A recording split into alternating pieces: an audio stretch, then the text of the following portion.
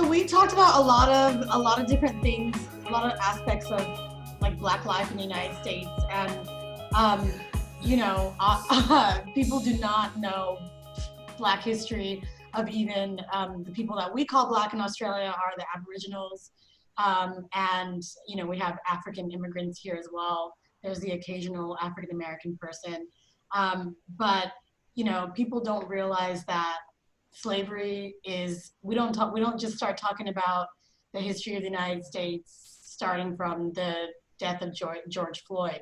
We need to look at it from like 1619, the first few slaves were brought from Africa to the shores of Virginia, and it's never ended. We just changed the way it looks. We've changed it from outright slavery to prison, and for the police being able to always treat Black people as if they are escaped slaves that deserve to be punished. And people don't realize that slavery was only, nominally abolished in 1865. Black people didn't even have their citizenship until they fought for it. You all fought for it and got it in 1868, and the thought of being deported as a Black person that was brought to the United States against your will, that's shocking. But what people don't realize is that little middle ground between 1865 and 1868, Black folks were threatened, terrorized, and probably bribed to some extent to leave the United States and go to Liberia or back to Africa, but like for reals. And the people who stayed had to fight for their right to stay and have that blue passport that, we all have now. People want to act like lynching is just this thing that started a couple of weeks ago, and now we're all up in arms because some white cop with a Vietnamese partner used an Iraqi torture technique to kill this man on camera. I couldn't even watch the footage for the first 2 weeks, and then it popped up on my feed like in slow motion, and I was like, you know what? I have the privilege that I probably won't walk away with as much trauma as a Black person watching this, so I'll watch this because this is happening, but people are so selective when it comes to what parts of Black culture and Black history they want to be part of and appreciate, and it's kind of a package deal. People want to be Black until they gotta be Black. Everybody wants to be Black until. I mean, the cool parts of the culture, the music, the language, the fashion, the TV shows, the humor. Everyday language, everyday. The culture that white people always steal years later. You're late, yeah. They love it. The hair, the box braids or boxer braids that the Kardashians called them. Cornrows. Yeah. Yeah, cornrows. Yeah. And they look ridiculous. Plumping of the lips, big, all of the features. And then when it comes to hashtag Oscar Grant, the one who was killed 2009 by BART police, those folks are nowhere to be found. And so a lot of non-Black people, and white folks, they love our culture. They want to be us so badly until it's time to actually be us. And they're like, ooh, let me treat me like a Black person? Nah, I'm gonna go be white or be other over here. They want the removable Blackness. So you put the Black face on and then you take it off when you want to go back to having privilege again. Yeah. And also the fact that, and also no one wants to actually admit, Black culture is American culture. Yeah. Mm-hmm. You don't have culture. Like, I don't know what they was doing before. I wasn't really nothing popping off until we got here. Like, music. And everything that is American is based in some type of Blackness. Yeah. You don't have, when people say American music, you mean that shit that started with the slave and the drum, and then started with Jim Crow and a piano, and then, you know what I mean? those things had steps, and all those steps include a Black person. Yeah. And so so that's the reason why I believe that people are able to segment Blackness and segment it from the struggle and the fun shit, because Blackness has been used to create all the fun shit in America. Yeah. In the world. In the world. So I don't have to worry about Black struggle, because my whole country, just in the context of here and beyond, like you said, in the world, this foundation that I'm having so much fucking fun on, I've been able to use without any type of worry about the struggle of the people that it would be impossible without. You would literally have no American fucking music without Black people. And anyone that says anything otherwise is lying to themselves.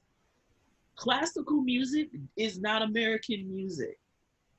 Fucking that slave and that drum that lived on in that Black man when he got up to that piano, I can't remember his name, but the first brother that did blues and did ragtime, that is where that comes from. And so it's so easy to forget all that fucking struggle. Like Black bodies are so disposable in the US. So fucking disposable, because everyone gets to use all of our shit for free with no type of consequence, and they can just use our shit and make a whole goddamn country with it, and then there's just never anything is said about it, and we don't get any credit.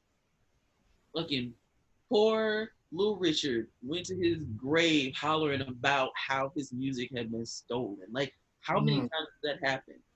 I mean, but what we get is bullshit, right? So we get Aunt Jemima. That's the shit we get to hold on to.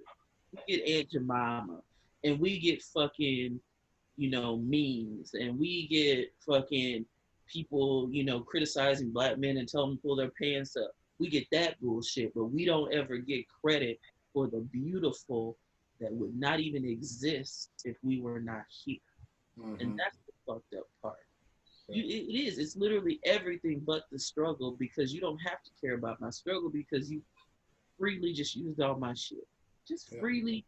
I mean, we talk about the dude with was it Jim Beam, where the white dude stole that Black man's recipe for liquor. Like, I mean, you just take our best shit. Just take your labor, because you develop it and then they just lift it and their own name on it. When you take somebody's best shit, you say, why Black people, they don't work hard enough. They don't do this. They have low rates in this. They do this and they do that. Well, that's what happens when you take my best shit and then take away all the avenues for me to create any other good shit. You take all my good stuff. You take everything. And then flaunt the best shit right in front of you. And call it some other shit. Then call it some other shit. Call it boxing braids. Bitch, where? What? What about that Gucci do-rag that was like $800? Neiman Marcus selling $65 greens in their cafe. What the fuck? What? Collard greens for $65? With no neck bone. Where? With no neck bone. No, yes, they were vegetarian. Like that type of vegan shit. Unbelievable. It's unbelievable. So that just is amazing to me. So America doesn't have to care, and all places that have either indigenous folks or subjugated folks of color, they don't have to care, because you take all the good shit and you leave that person with the remnants to pick up and try to create something, and then cut them off at the knees whenever they try to create something. So you took all the good shit from the slaves, right? So then Black people in Jim Crow create Black Wall Street, and you burn that shit down. Every black business has always been under threat. Right. A pandemic hits, what businesses does it hit the hardest? Black business. Yeah. Because number one, we are a people of community. So everything we fucking do results around us having to be around one another. We do hair. We do fucking barbers. All that shit requires restaurants.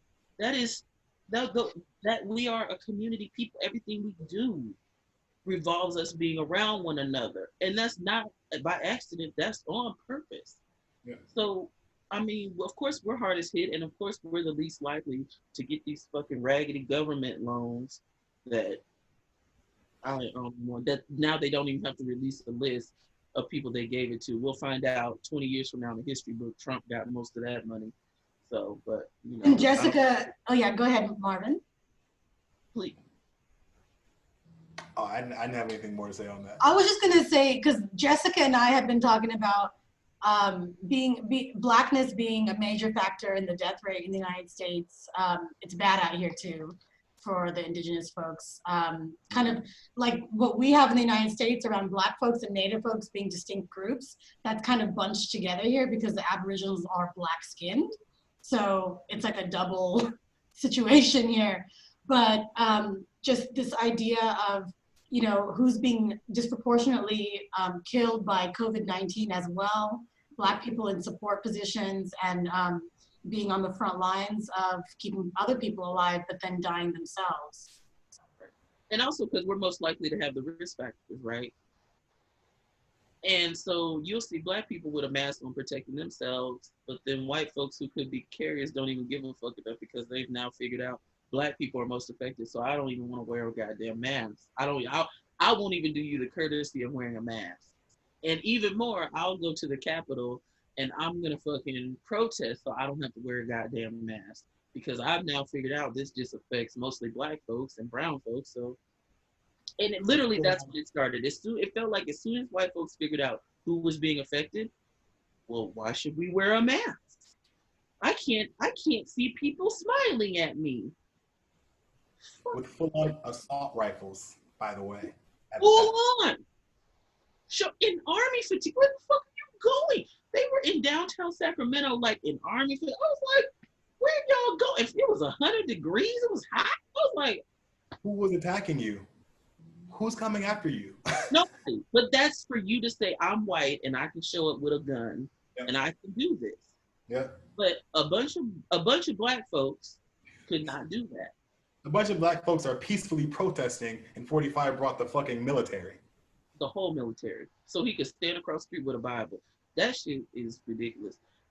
I won't even get on I will get on the sheer white privilege of Trump himself. He is the antithesis of everything every Black person hates on a fucking job. A fucking idiot that is allowed to have a job and be given the job as if he deserves it. He's the classic example of that whole, what is that? People rise to the highest level of their incompetence. And we even incompetent. He was incompetent in everything. He'd already proven he was bad at everything else. But it was like, I can do it. It was like the attitude was, the Black guy did it, I could do it. Well, no, fucking you can't, because the whole world's goddamn ending. There's a pandemic. People are dying. And, you know, you're stealing the country blind. So you couldn't do it.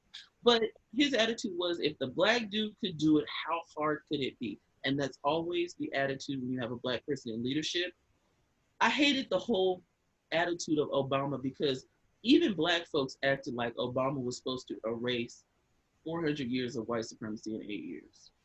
While running a country, while staying alive, I know his heart dropped every time he got out of that fucking limo during them goddamn inaugurations because mine did. And for people to act like he didn't do anything for Black people, well, fuck, he did what he could in the time that he had. White folks have spent 400 years fucking this up, and y'all want him to come fix it in 8. Awesome. But yet no one says anything. And I see this all the time at work. I see this all the time in even social settings. A white person has so much leeway to fuck up.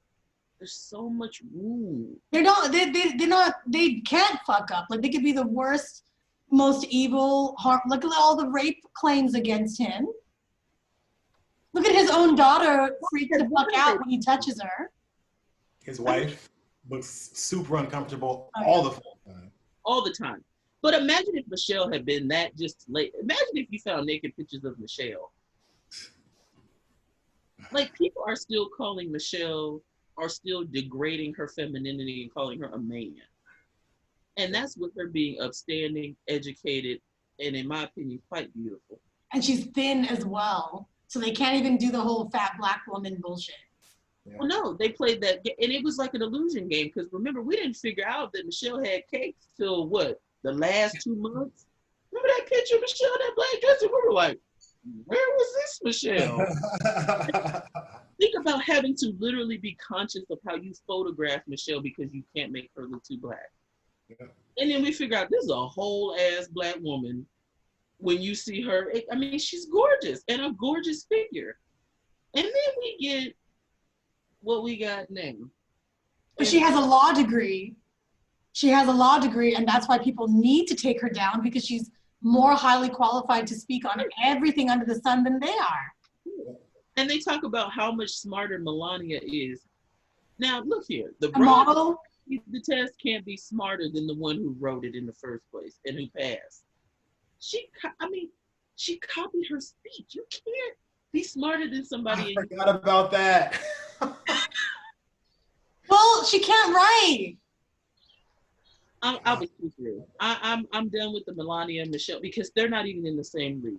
Melania came here. She worked legally. We're gonna pretend that she wasn't. And this is nothing against sex workers because I feel like sex workers deserve the utmost respect. But it is what it is. Like, we gonna keep pretending she wasn't a sex worker. Like, we're gonna keep playing that game. Okay, fine. We can keep doing that if that's how we're doing this now. But Michelle has above and beyond, like, these two women aren't even in the same league. They shouldn't even walk in the same room together. They don't even breathe the same air. And it is typical of how things run when you have Black folks doing something or folks of color doing something and you have white folks doing something. Their lack of knowledge is just, and not just white folks. I've seen it with as long as you can claim some proximity to whiteness, you can be a complete fuck up and people are okay with it. People are fine with it. Yeah. If you can look white or sound white or give comfort to whiteness, your inability to do shit is totally forgiven.